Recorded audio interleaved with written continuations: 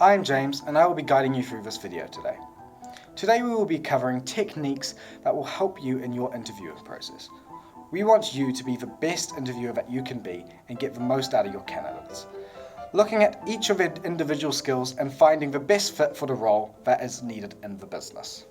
We will also cover New Zealand law to make sure that the interviewer, won't cross any lines when asking questions and the different types of questions that can be useful to extract information. The most important aspect of good hiring is achieving an outcome of positives. For employees, this means job satisfaction. As for employers, low turnover, onboarding and recruitment costs are lower. As human resource use within a firm is costly and time-consuming, it is important good hiring takes place within the recruitment process, reducing expenses and wasted productivity. Also increasing general employee morale from the disruption unsuitable hiring can cause. Before we can get into details of what you can do as an interviewer, you must understand the whole recruitment process. There are many components and we will go through them one by one. However, what is important to know is that by maximizing this recruitment process, we are getting the most out of our employees and getting the best outcome. This is all in effect to try and break the recruitment bottleneck. The recruitment process should be treated with importance in the organization, as trying to hire the best people at the right time is the core foundation of any business, while also trying to find employees that will perform and fit within the environment of the business effectively, without falling into any recruitment bottleneck situations that hamper the business.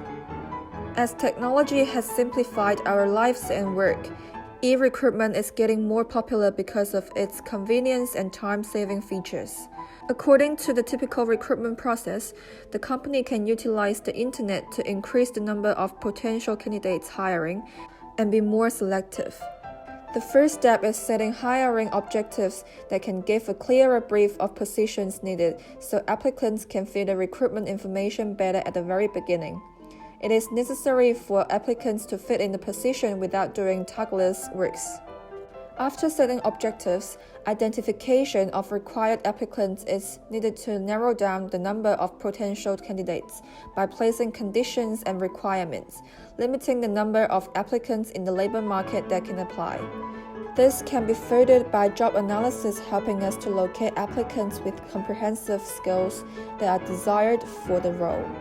Then the process of attracting applicants who have relevant performance potential for our company's long-term development through designing advertisements. A good advertisement should be aesthetically pleasing visually and be informative in its content in order to grab the attention of potential applicants. Advertising is also a perfect opportunity for employer branding, as delivering our employment value proposition to make claims or create impressions about our company's culture and benefits. Once the applications are sent in, we are able to start being selective. This is called pre-selection. In this process, communicating amongst potential candidates allows you, the interviewer, a place where you can contact and start to organize the next step in the recruitment process. This also provides applicants with access to more specific questions that were not advertised. In the process of candidate assessment, each applicant undergoes screening, usually through an interview. This will be discussed in detail of techniques and tests that can be used to extract information that can be useful for the business to make a decision. This is usually followed by a background check. This is a procedure to find the best applicants while finding the unique point that differentiates the candidate. Candidate selection. Managers can discuss whoever is more stable and reliable to employ, which is the process of deciding an evaluation of recruitment, as well as the final selection. For this second part, managers should be more critical on considering the form and fairness of assessing candidates. Now that we've covered the whole recruitment process, we can get into details about what you, the interviewer, might want to consider in your interviews. To get the most information out of your applicants, which there will be many, and you will have the final decision on who will be joining your business. To begin with, you might want to lead with some light-hearted questions to make sure that the interviewee is comfortable. Then, there are 4 types of questions which are extremely useful to use. the first being past behavioural, the second being situational, the third being background questions, and finally one about job knowledge. These can be used in different ways and gain different information from the interviewee. Here are some examples of us showing you how this could be used in an interview situation. The interviewer can derive information from questions about past behaviour. The past behaviour is usually very much correlated to their current behaviour, and situations that they might have done in the past might be relevant to the current job role that they might be applying for. Using this information, you can make a good judgment call on what their actions could be in a certain circumstance that they've worked in before. Hi Jesse, how are you doing? I'm well, thanks. Okay, would you like to begin? Yeah, sure. It's okay? Alright, sweet. Sorry, I've just got a lot of time on my hands. So, you're applying for the operations management position? Sure. Here's a good question for you. Have you ever dealt with conflict within the workplace? Sure, I was working in the team with Know Your Client in banking for Westpac, and we had kind of an almost 50-50 split between people who thought that a transaction was suspicious and people who thought that it wasn't. So in the end, we just had to kind of go through the actual blueprint and everything and kind of the handbook of compliance and figure that out, and then we got to resolve the issue. Okay, that's very good. Thank you very much. Thank you. However, there is another method, using a situational style question. Putting the applicants in a situation and seeing how they would respond to it.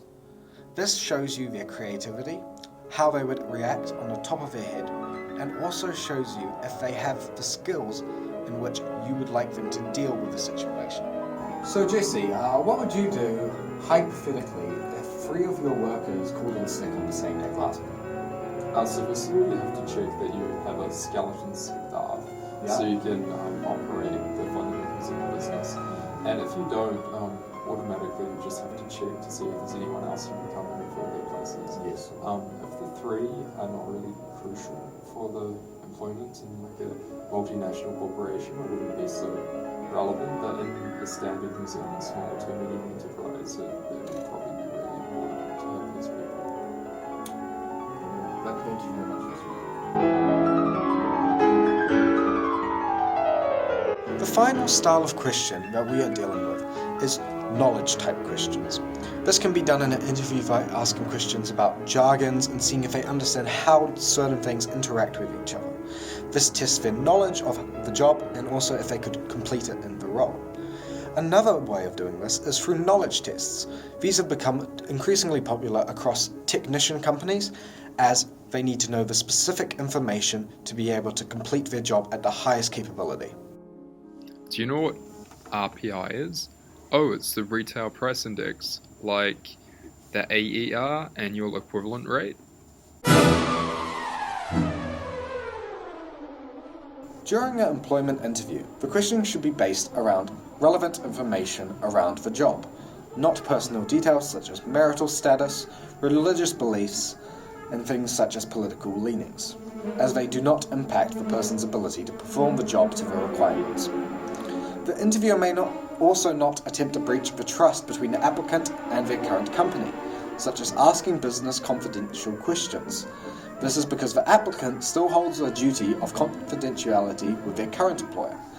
There are many statuses that specifically mention employment interviews such as criminal records, Clean Slate Act 2004. This restricts employers requesting information from the applicant about their criminal record that has been concealed. Throughout this video, we have covered the foundation of all hiring, the recruitment process, which should allow you to understand the components that affect beneficial hiring in human resources, and the techniques to identify the best candidates out of the labour market through questions and tests. We also briefly covered employment law, which there are forbidden questions which you may not use. Overall, we hope that this video has strengthened your understanding of the hiring and interviewing process and can be utilised to great effect in pursuit of productivity, lowering costs, and finding talent. Thank you very much.